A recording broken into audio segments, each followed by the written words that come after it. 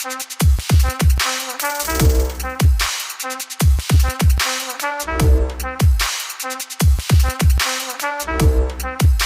to Circular Firing Squad. I'm Marty, a counseling faculty at Kent State University and host for Circular Firing Squad.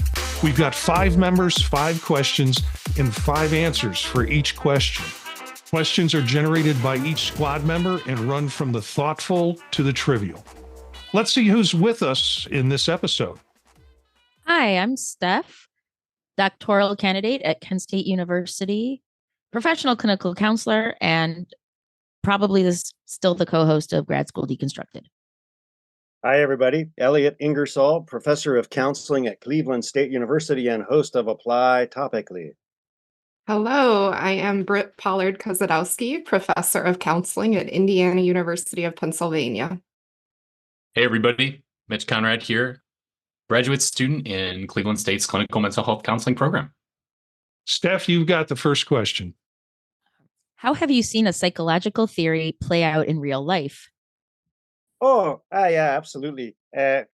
All the bars I've played in, evolutionary theory, and especially male posturing, and then the inevitable fisticuffs that come after that, I've gotten to the point where I can smell it. I can sniff it out about even 20 minutes before it's actually going to erupt, and I can plan a break for the band. Like if y'all are going to smoke or something, this would be a good time to go out back, But yeah, it's almost probably between 11:30 and 12:45. That's going to be what I call the danger zone. Cue the Kenny Loggins song from whatever, Top Gun or something. But it's just there's all kinds of alcohol imbibed and posturing going on, and it's mostly useless, but it is one of the great rituals of our species, whether one likes it or not. My turn. So I'm teaching theories right now. So this was a really fun question for me to think about. And it made me think about the best compliment I've ever gotten from a student, which was, I think you're the only actually person-centered person I've ever met. And I thought that was pretty darn cool. I took it as a compliment anyway. We don't need to dig any further into that. But I talk with my students a lot about how theory should be really an extension or a representation of who they are as people. And so we do a lot of digging into this sort of question and thinking about where do you see this elsewhere in your life, this theory that you're drawn to. And so for me, I tell my students, being a person-centered therapist, that person-centered theory is everywhere in my life. My husband might beg to differ, but I think it's present in my marriage. Authenticity is key in our relationship.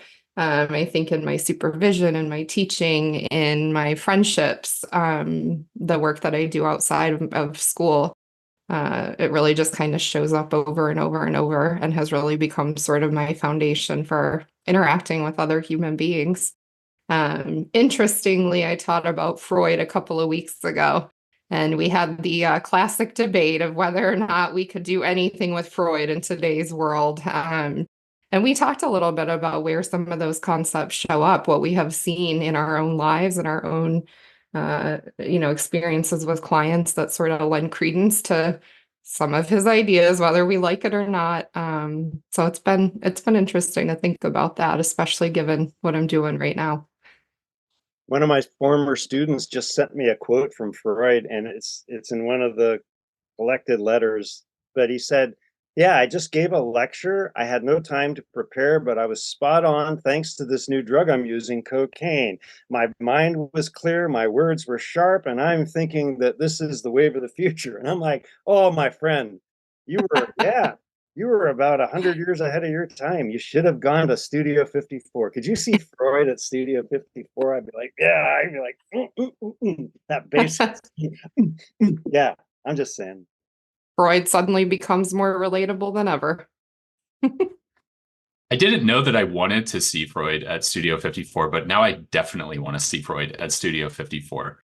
So my answer to this question is kind of based on, and I'm not 100% sure if I'm going to get this right, but is based on the Stanford. It got me thinking about the Stanford prison experiment, which seems to come up in this podcast a lot lately. But the idea of I think social identity theory and how people like maintain their identities in different roles. That's something that I've always been like extremely interested throughout my life to tackle. Not just for myself, but also to like observe in others. Like when someone gets a different position or like gets a promotion, like how do they act in that role that's different from what they used to be doing outside of like when they had a different role. And so like for me, I know I personally find it very important to kind of like maintain who I am in between and throughout roles.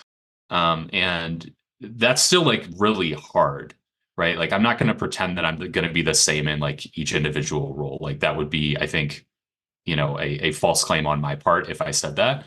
And yet I know it's always really interesting to me to figure out like strategies for like how to do that, like because it involves to me, which is really important, like how to treat people the same, right? Like not take the position and like use the position to treat people differently. And I know that I've also like witnessed a lot of that in my life. So yeah, Stanford Prison Experiment, we're right back there. I told the squad before the recording, I was really up in the air on this question. I was gonna kind of ease my way out and say object relations theory because I'm teaching family therapy now and it seems to fit really well. I suspect that Steph will have something to say about that. I don't know. We'll find out. But I was playing around with Stanley Milgram and I went and I looked at the obedience to authority stuff, and that's all over the place in terms of people's opinions of that. So you can't get through the opinion to talk about whether it's played out in real life. And the next thing I went to was one of my favorites, which is 6 or 7, depending on the study, degrees of separation. And I think that plays out. There's a lot of validity around it. It's been tested multiple times. But another great idea from Stanley Milgram that basically you can find a connection to find a connection to find a connection to find a connection to find a connection. Was that 5 or 6? Find a connection, find a connection. And, I think it's really, really plays out in real life. If you think of people that you're trying to find professionally in different places, being able to connect with them. Now, he did all his work before the internet. So everything was done through letters and mail and stuff like now. Now it's a lot easier to find those connections through the internet. But yeah, I'll go with 6 or 7 degrees of separation. Thank you, everybody. I appreciate the thought, being able to come up with an answer and the diversity of answers. Watching my daughter as she's growing up, I see a lot of stuff kind of happening. I'm like, oh, look at that. Look at that. But what happened that made me think about this question is the day I realized that there is a part of her brain somewhere, and I see it, that wants to kill me. She wants me out of the picture. Just a lot of just no, mommy, dada, and coming back to him, and if I'm showing some affection to my husband, right away there she is getting in between, which is fine. We'll do a family, but then she kind of pushes me out and then just wants dad to pick her up. And she kind of looks at me like, yeah, that's right. So that was what was going on when I thought of this question, because, she loves me. We get along great. We're attached. I disappear and, she misses me and she loves me, but there is that little part of her that just wants me gone. Well, this question is based on an actual experience a dear friend of mine had. But I had never heard of such a thing, and my imagination exploded. If you're going on a cruise featuring 25 bands playing your favorite genre of music, what is the genre? Okay. I have a question to respond to your question. Can the 90s be considered a genre? Oh, absolutely. Totally. Yes. Okay. Then I got an answer. The 90s. My students know this about me. If we're doing something quiet in class, the 90s are going to be playing on the radio. They're particularly fond of Shania Twain. Throw a little Jay-Z in there. It doesn't matter what musical genre it is. If it came from the 90s, it's excellent. And it is good fodder for a cruise, in my opinion. Excellent answer too, because when you go with a time period, you can blend multiple genres, which actually adds to the variety. I love that. Thank you. Yeah, I thought you might count it as sort of a cheat answer. So thanks for letting me sneak it in there. I can imagine too the theme of the cruise as a whole being 90s and not just the music, like the way that people dress, the way that people act. The drugs they take. That sounds very interesting. Yeah, I love this question. Big music buff myself, but my favorite kind of music is electronic music, specifically like house music. And I would love to, and I'm not the kind of person to go on a cruise. And I hear this and I'm like, yeah, actually, damn, that sounds really nice to like go on a cruise and just like be listening to music the entire time. Because my thought is, if you decided to go on this cruise, right, you'd be attending this cruise with a bunch of other people who also love that genre of music too, right? Which I think like really drastically improves the mood and brings people together. So for me, house music, still love all forms of electronic music, but house music's really like where I would be at. So would love to go on a cruise with Freud and dance to some house music. That's my answer. Okay, so the question is, you are going on a cruise. That's sort of where I stopped paying attention, because who wants to go on a floating petri dish stuck out in the ocean with a bunch of drunks for an extended period of time? Not me. So I had to kind of suspend my belief system. And I said, okay, so I'm going on this. I have to listen to music. What do I want to listen to? And I came up with New Orleans jazz. I would like that to include Zydeco, which I think it would fit into that. But I think that would be cool, but not on a cruise. But if I have to go on a cruise, I would take that music along with me. New Orleans jazz and Zydeco. Indie space glam. There you go. Love it. Yeah. Anything that can fit into that, any decade. But if I had to pick one, give me my indie space glam. I think we're all in trouble, because when I think of fresh ocean breezes, beautiful blue water, the sun shining, indie space glam, techno music, even New Orleans jazz and Zydeco, maybe 90s, but it just doesn't it just doesn't fit the place or the experience of a cruise. What if it was all played on steel drums? There's the option. Stop that. Wonderful answers. Interestingly, her friend books these cruises, and then her friend's partner couldn't make it. And so my friend had a free cruise. All she had to do was go to Miami, and she went, and it was a heavy metal cruise. And I was like, that is brilliant. And I would go heavy metal, or I would go new metal. The new metal bands, especially like out of Moldova, the Baltic regions. I mean, they're coming up with some amazing fusion. But so my friend, she's acting like it's no big deal. I'm just salivating. I'm like, oh my God. Well, who were some of the bands? She's like, Dorothy. I'm like, you met Dorothy Martin? She's like, yes, I met Dorothy Martin. She was so cool. And I was like, oh. And then Dorothy, the band, they posted a bunch of pics from this cruise, and there was a disaster in Jamaica, and they wrecked a port. But yeah, I mean, it sounded like the biggest blast. And I'm like Marty, as soon as someone says cruise, I'm like, I think I'm going to be sick for the next 8 months, so I'm not going to make it. But yeah, man, if I could meet Dorothy Martin, I'd be on that cruise. Absolutely. Love it. That was some diversity. I like those answers. I got some new stuff to check out. All right. Here's my question. What is your most serendipitous or random encounter with a stranger? I heard somebody might have good hookup stories, so I'm excited for these answers. I do not have the good hookup stories, but I am first. And so I'd like to provide an answer to this question. And also, this isn't something that I think about, right? And so it was kind of surprising to see this year. It is a good question. And also, like serendipitous or random encounters.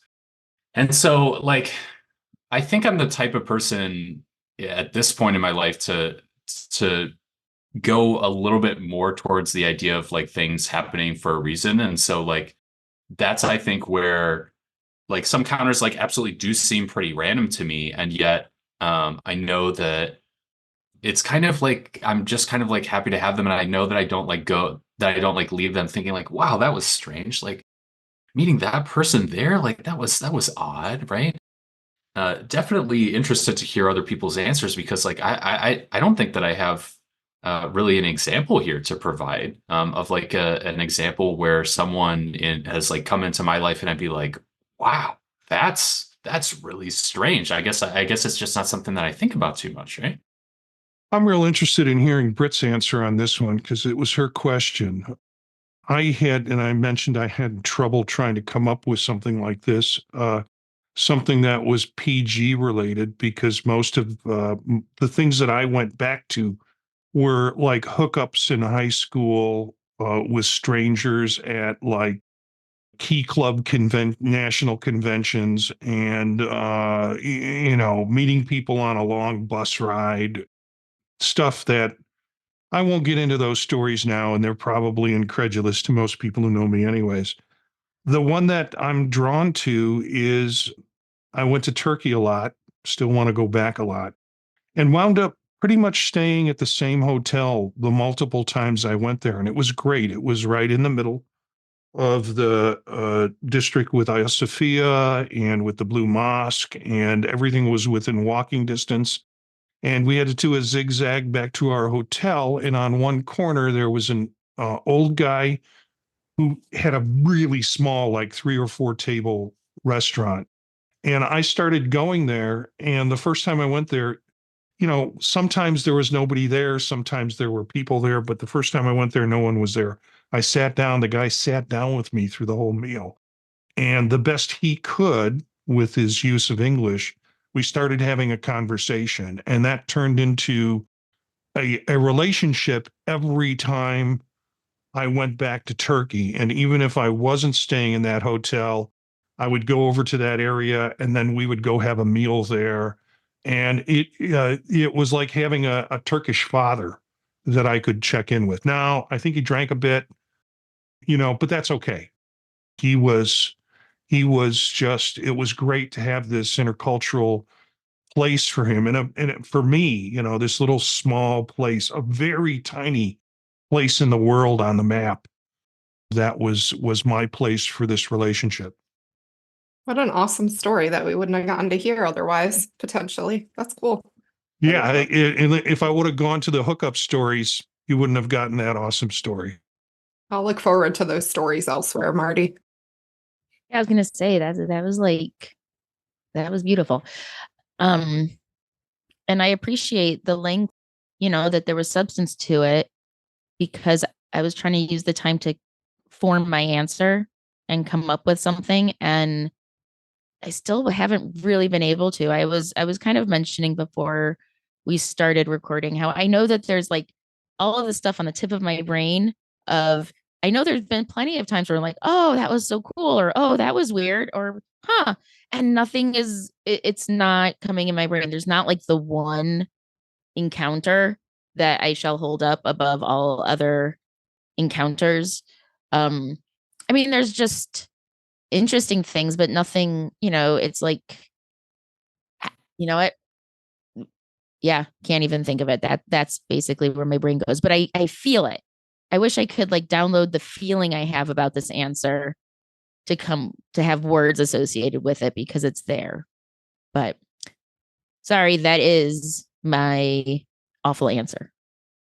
I don't think it's awful. I mean, it does sort of segue into mine because there's a quality of ineffability beyond which I can share so much. And if I communicate something productively, great. But yeah, sometimes these are very difficult to gift wrap in language.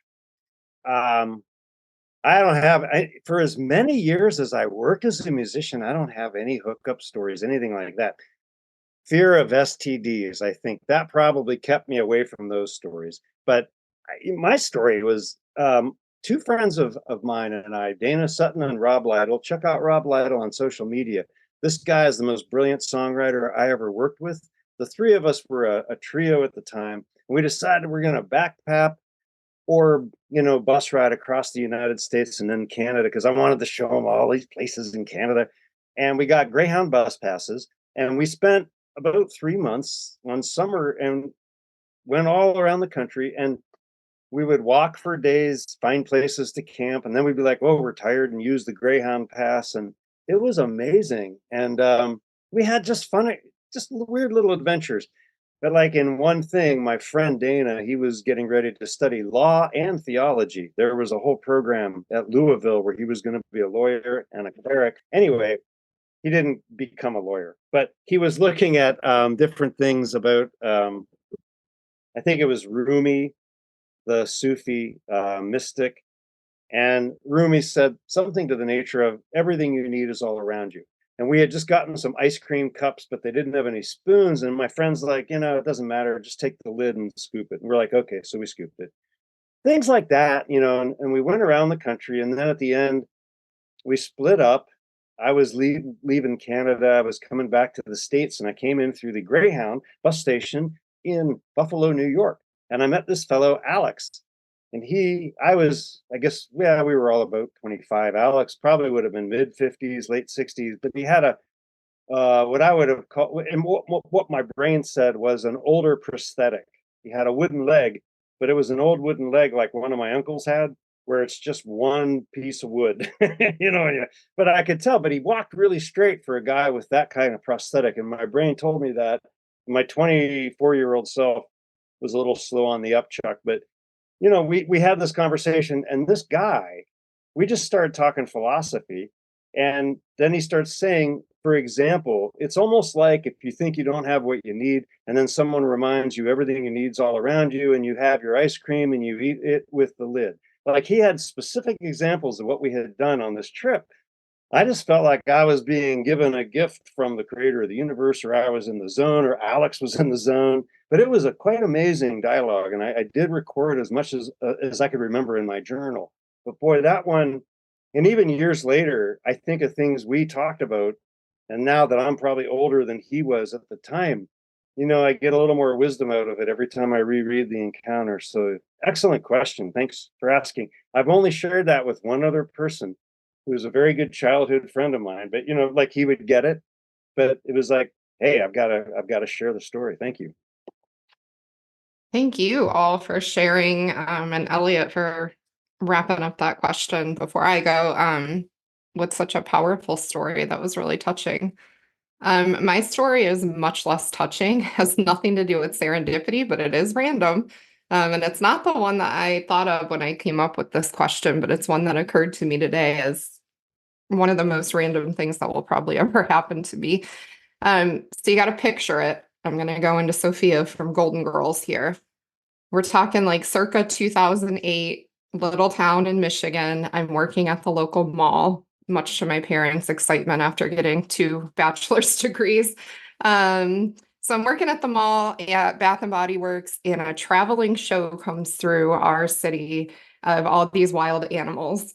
And the security guard that I had befriended invited my friend and I to come hang out one night after we closed.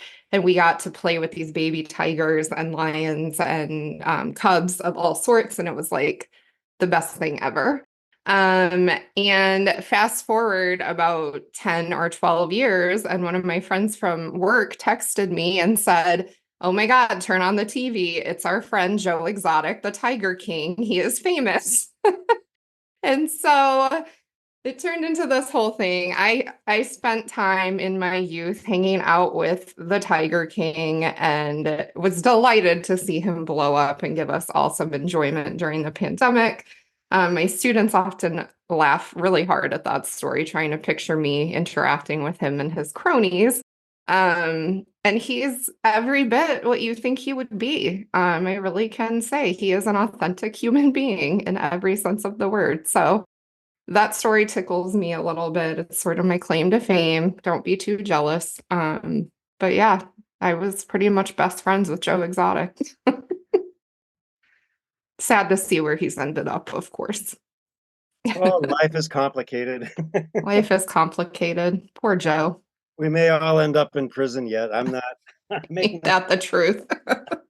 Hopefully not together in prison, but Could you imagine He's a fun me and guy. you He's a sharing a cell, Seinfeld. Marty? We'd just be bitching, and then we'd be like, well, we're going to drop a goddamn petition. We're going to protest this treatment. I could see it now. It would be not boring. yeah, Steph It said would like not. Seinfeld, really, at the last show of Seinfeld. Yeah.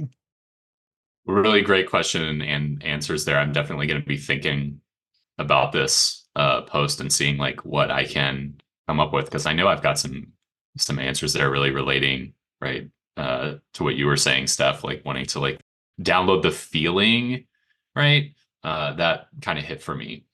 So my question is, and this is a bit selfish because I'm about to, send in applications for about, 5 to 10 internship spots. My question is, what qualities would you encourage students to look for in a supervisor at a counseling internship? Wow. This one kind of shot out of my head really quickly. Look for your own deficits and find and be clear with your supervisor that you want them to help you with those deficits. And listen to their response. And if the response doesn't satisfy you, walk away.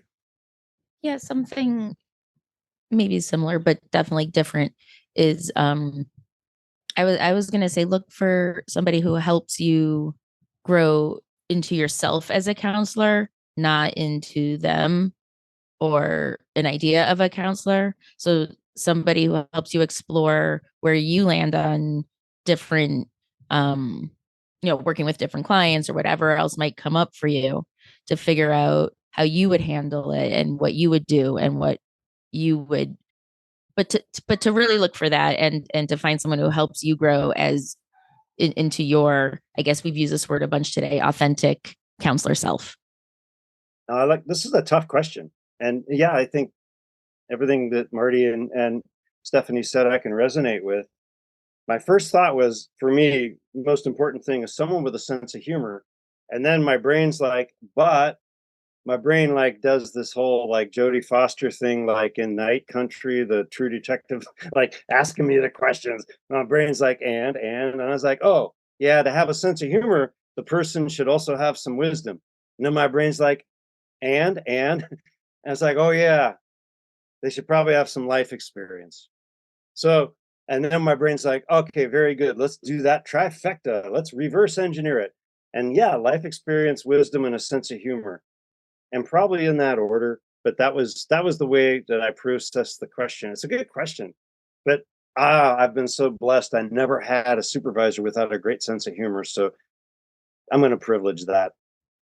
This is a fantastic question. I had a laundry list of answers, some of which have been mentioned. I would say somebody who models good boundaries from the outset, that you intuitively can tell they adhere to ethical boundaries and aren't going to cross important lines with you as the supervisee. Someone who enjoys their work, somebody who is willing to challenge you. And I think somebody who's invested in who you are as a person, not just as a budding practitioner, I think is really important as well. And I would encourage you to figure out what your non-negotiables are before you interview or chat with any supervisors and stick to those. Don't be afraid to know that you have worked hard to get to this point and you deserve a quality experience. So don't settle. Oh, and logistically, make sure your supervisor is clear on the parameters of what you need for your internship and that they've read the documentation carefully and can provide you with the hours, the clientele, whatever it is that you're going to need. Good luck. Yeah, thanks everybody. These will actually be kind of my second set of interviews at this point. But just some other places that I've heard some like really good things about.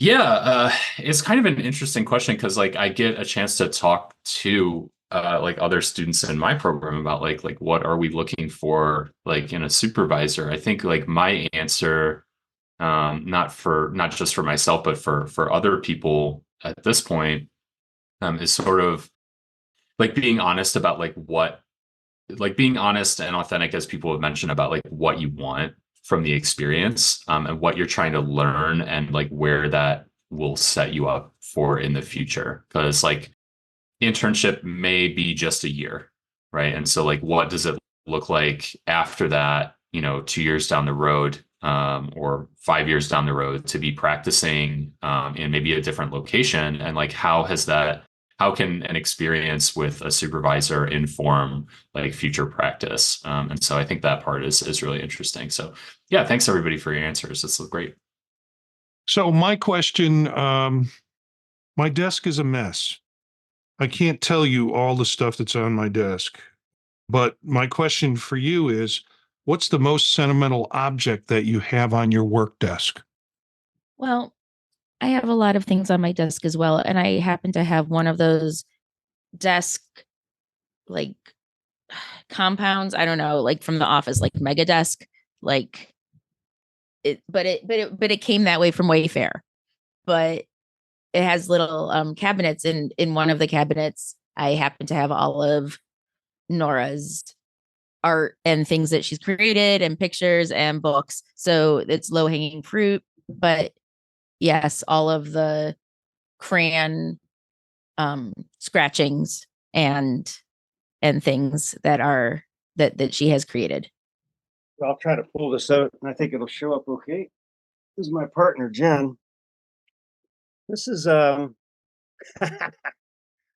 we were courting, and I was trying to maximize kind of heteronormative courting rituals, and I thought, we'll go to a bed and breakfast. Everyone says those are A1. It sounded nice. I called because back then there's no internet. This was in the 90s, folks. And so they're like, oh yeah, come on out. And I thought, well, it's Put-in-Bay, but it's off season, so it's going to be cheaper, right? Because I'm a grad student. I have no money. Anyway, yeah, we go out to Put-in-Bay, and wow, the people who were staying there were older than I am now. Okay, I'm like 62. Okay, and back then we're like 30 and 19, and it was like, oh wow, this is not the jam I thought it was. And they really got into this stuff about chickens. They all raised chickens, and they laid different types of eggs, and I learned some of the differences between the brown and the white shells, which was fascinating. Anyway, we went to the owner, and I was like, hey, I booked 2 nights, but this isn't at all what we were like. And she's like, no, I kind of figured that, and you can just leave if you want to. And that was very sweet. And I do believe we went home and we just got pizza and rented videos for the night. I will tell you, Aileen had this great idea to go to a bed and breakfast. I think it's the only bed and breakfast we've been to in 39 years of marriage. This was early on in our marriage, and she got the ad out of the back of Ms. Magazine. So we're talking 39 years ago, and we show up, and at that moment, shortly thereafter, I realized this is all same-sex couples. And we were the only heteronormative, if you want to call it that, couple. And it was an awakening, let's put it that way, but a big surprise. And then I said, well, Aileen, you got it out of the back of Ms. Magazine as an ad. What do you think? So mine is sort of, I guess, low-hanging fruit as well. My mom, who was my best friend, passed away from COVID in 2020. And I have a beautiful photo of her and my father on my desk at work that just perfectly captures their relationship. My dad is making a very weird face at her, and she's got sort of an exasperated smile on her face. And I'm an only child, so my relationship with my parents is everything. And it's just a really sweet reminder of some really good times at a really great family place that we liked to go. So just a very sentimental, nice thing for me to look at on rough days and on good days too. I have been trying to visualize my desk at work, and it's taken some time, but I think that I've gotten there. I think this is the correct answer from the things that I can remember are at my or on my work desk. And so I think the kind of like it's kind of like a short two-part answer. The first part is that I have a note from, or really a drawing from my nephew, Quincy, right? And just something that he drew for me last time that I went down there and get a chance to like put that right back. So I'm like, can always see it.